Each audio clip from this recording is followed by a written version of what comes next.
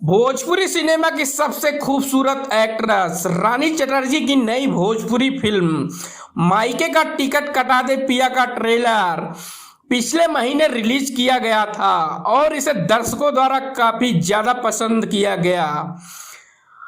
और यह फिल्म एक मजेदार और दिलचस्प कहानी को पेश करती है। कहानी की बात करें तो ससुराल में रहते रहते जब मन भर जाता हो तो महिलाएं अक्सर मायके का रुख करती हैं। नैहर को एक स्त्री के जीवन में एक ऐसा ठिकाना माना जाता है जहां वह अपनी तरह से रह सकती है। कुछ दिन वहां बिताकर फिर जिम्मेदारियां निभाने ससुराल रुख किया जाता है। मगर सभी महिलाओं के लिए मायके जाने का रास्ता आसान नहीं होता। कई पहाड़ रास्ते रोके रहते हैं। रानी चटर्जी की आगामी भोजपुरी फिल्म मायके का टिकट कटा दी पिया में कुछ यही दिखाया गया है।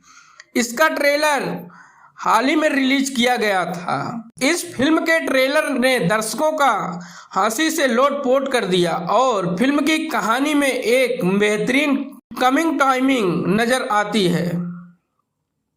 मायके का टिकट कटा दी पिया का ट्रेलर दर्शाता है कि इस फिल्म में रानी चटर्जी एक अलग ही अंदाज देखने को मिलेगा, जिसमें वह अपनी जिम्मेदारियों के चलते कई तरह के मजेदार सिचुएशन में फंसी होती है। फिल्म में रानी चटर्जी के साथ लाडो मदेसिया, सुभी शर्मा, कंचन मिश्रा, रिंकू भारती, प्रेम दुबे, संतोष श्रीवास्तव, स्वीटी सिंह, प्रकाश जैसे कलाकार भी नजर आएंगे।